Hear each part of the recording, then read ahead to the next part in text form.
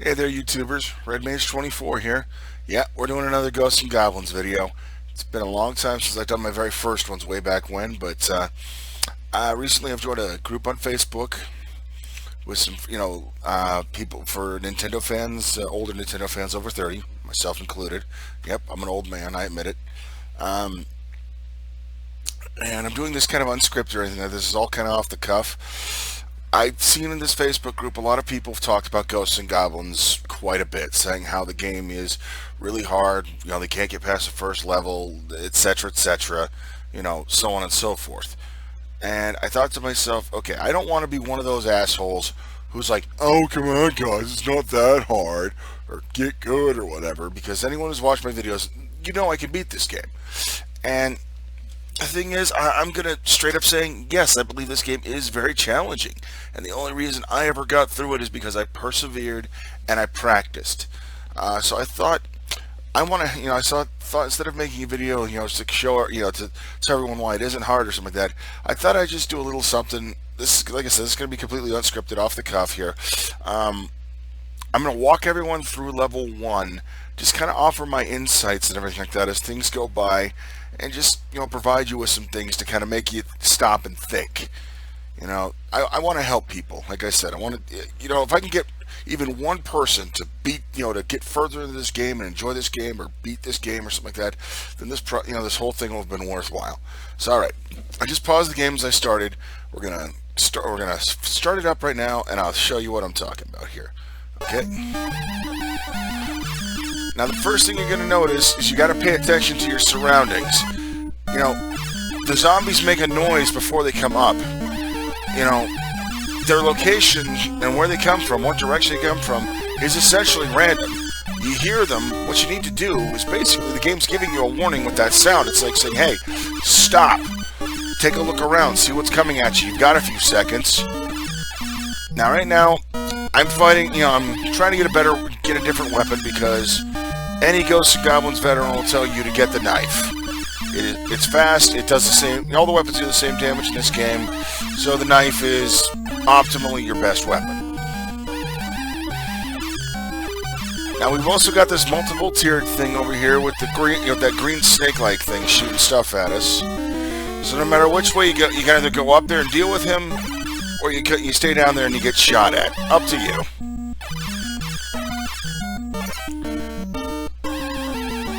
Another drop or two I should have. There's the knife. Okay.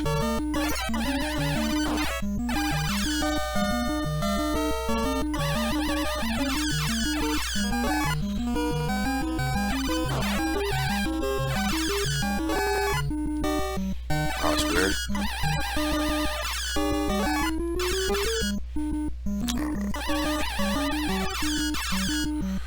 Okay, and here, this guy right here. This is the Red Devil, your gatekeeper. This is your skill check. Alright, they throw it at you very early in the game. The Red Devil is one of the hardest one of the hardest things in the people in the game to beat. Something like that because, well, just because of the way he plays. So the thing is, this is your skill check. This is you got to beat this guy to progress. Or the first time I ever got past him, first time I ever got to level 2, as I recall, I outran him. I had the torch. Torch sucks.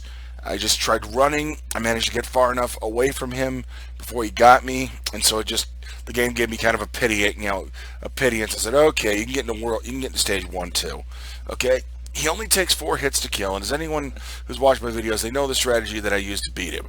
Okay, they start out, they're sleeping, so you can get at least 1 hit in if you're paying attention. They also like to do their little swoop attack, and if you start running or something like that, they'll also kind of come down and walk on the ground or something like that if you want to. There's plenty of different opportunities. This is what I like to do. Okay, shot him once. Now I gotta get over to the next part before I run out of time. See, as you can see, plenty of time to get over here and plenty of time to get over there and get everything taken care of. I took the time to get the knife. I killed the Red Devil, as you can see. I guess it's worth mentioning that technique I use. But a friend of mine called it the back. He's the one who dubbed it the back throw. When you jump in this game, your jump arcs are essentially set. Like Castlevania, you got to buy.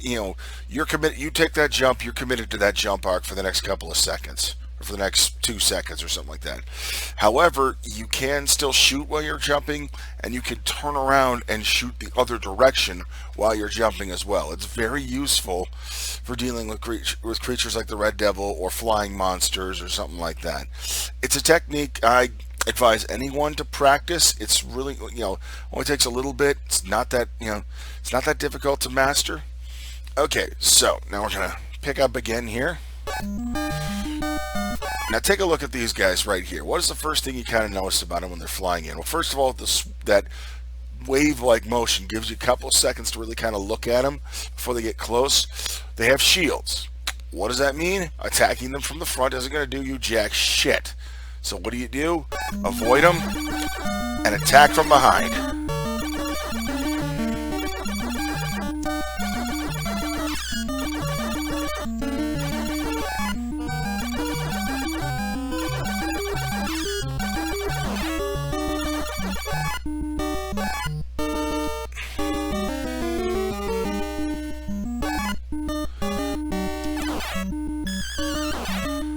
Now note the noise these guys make. Again, another non-visual cue. It's like, something's up, pay attention. Okay. Now we have our boss. It says in the instruction booklet he's called a unicorn. He looks like more like a cyclops to me, even though I think he's got 2 eyes. Yeah, I think he's got 2 eyes. Okay, as I said, he's really not that tough because your skill check was was at the beginning. It was at the halfway point of the first level. Now, if you'll notice, he likes to shoot stuff out of his armpits. But if you crouch down, nothing.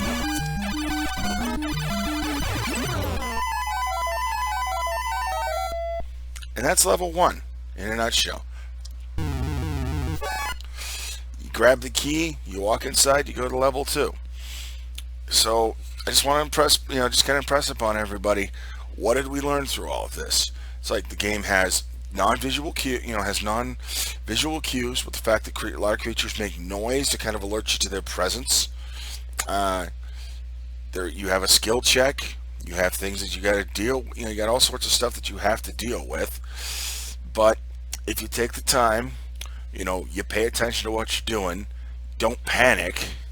Something like that, and practice. A very important thing is practice. It can be done. Thank you very much. This is Red Mage 24 signing off. Hey guys, it's me again. I said my thought before while I was in the process of editing the video. I really feel like Ghosts N Goblins and the original Castlevania share a few things in common, more than a few. The jump arcs for one or something like that, but as this guy named Ego Raptor once said, you can find his videos on YouTube. He's got a lot of good stuff. Castlevania feels planned, and one of the other things is that it was also clearly built around the idea that most kids are going to try and just plow straight through a game, and if you do that in Castlevania, it's going to mess you up. You're going to get your balls rocked. So I feel that Ghosts N Goblins is in the same way. 9 times out of 10, the game does not reward you for being in a hurry. It rewards you more for your patience, taking your time, paying attention to your surroundings, and and using careful strategies to beat your enemy. Again, I don't feel that the game is hard in the sense that it's punishing, like Ninja Gaiden. Ninja Gaiden is a very punishing game. I think Ghosts N Goblins is very challenging, like, say, Dark Souls, in the sense that, it's all right there, it's all possible, you can do it, you just gotta, you just gotta work at it, and you gotta want it. Alright, that's my little blurb for, let's just say, post-production blurb there. This is Red Mage 24 signing off for real this time. Have a good night.